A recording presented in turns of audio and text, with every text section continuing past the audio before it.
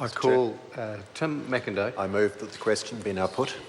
I'll call the Honourable Clayton Cosgrove. Thank you, Mr Chair. I, like other members of the Labor Party, we're supporting this piece of legislation, but I do want to touch on a couple of comments that Mr Tabato made, and Mr Nash dealt with some of it. In essence, the argument for opposing this seems to be that there is no hope of any monetary investment in New Zealand from this institution, which, as Mr Nash has pointed out, is quite right. We are a developed country. We are not a developing country. The monies that will flow from this bank, its purpose is to fill the gap in infrastructure and development in the Asian region. But that doesn't mean that there is nothing in it for New Zealand. What is in it for New Zealand, if you look quite clearly, as colleagues outlined the membership of this organisation, is that we do have influence, we do have connectivity. We have been right at the base and at the foundation of the genesis of this bank to put in place good governance, rules and transparency. And as these funds are invested in Asian developing economies, what's in it for New Zealand, I think, is self-evident. That as these economies develop, their infrastructure, as they grow, at its brutal best or simplest, the buying power for goods and services of these nations will increase. They will look to countries like New Zealand to engage in commercial arrangements. We will be a recipient, I'm sure, as other developed countries are, of much of the work. And that is, in terms of the growth of our economy, the investment and the jobs and all the ancillary benefits that flow from that, as we are party to other countries as their respective economies develop and grow. The more access that we can get to an economy which is growing and prospering, the better it is for our nation. So I see this as part of a tradition that New Zealand has had for many, many years. We are members of the UN, the ADB, the IMF, the World Bank, the WTO, and one could argue, and it is true, that both our monetary contribution, as others have said, and our voting contribution or proportion is very modest. That again is not an excuse for us not being around the table. One could argue that in every international institution, the ILO, WIPO, the others that I've mentioned, we have always had a modest role to play and a modest say. A good friend of mine that some of you will know, Mike Moore, was fond of saying that New Zealand is, less than 1% of the world's population. Some would argue we have 90% of the world's opinions from time to time. Of course, our contribution and our voting muscle at these international institutions is modest. But you have to argue, if you look at our seat around the Security Council, the positions we've had within the WTO, within the Commonwealth, a whole host of international institutions, to use the old cliche, we've punched well above our weight.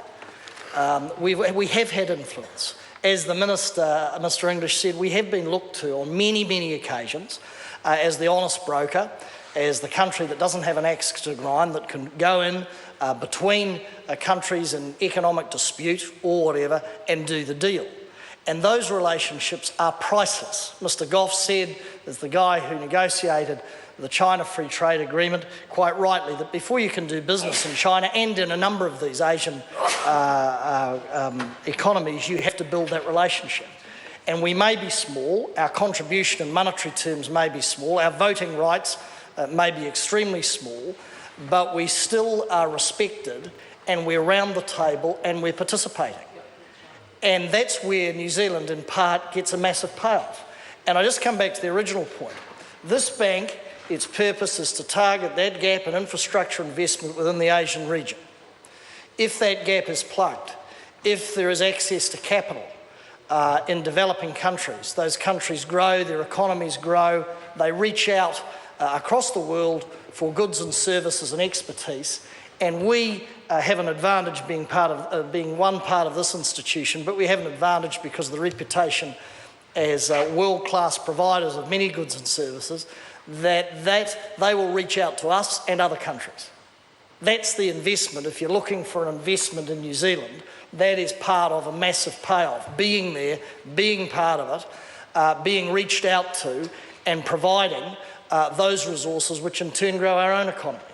So I think with respect, it is slightly simplistic to say, well, we're investing, what is it, $126 million initially, Mr Chair, The Honourable Clayton Cosgrove. with a commitment to $504 million going forward, but because the bank's not going to, flick a bit of money to New Zealand, therefore we shouldn't be part of it.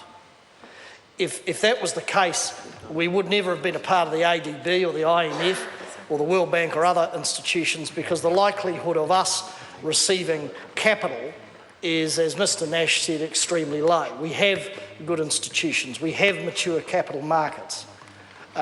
We can, fight our own battle in terms of economically. So I think you've got to look at this in its widest possible context. And again, as others have pointed out, there is always the counter question: what is the cost of not being there? What is the cost of not being around the table, part of a growing international institution? Asia, the fastest growing region in the world. You could look to the China Free Trade Agreement easily and say, what if that had not been in place in terms of the relationships with China?